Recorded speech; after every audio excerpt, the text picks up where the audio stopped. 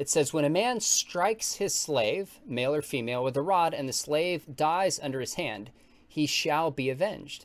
But if the slave survives a day or two, he is not avenged, for the slave is his money. How can it be okay for a slave owner ever to beat a slave?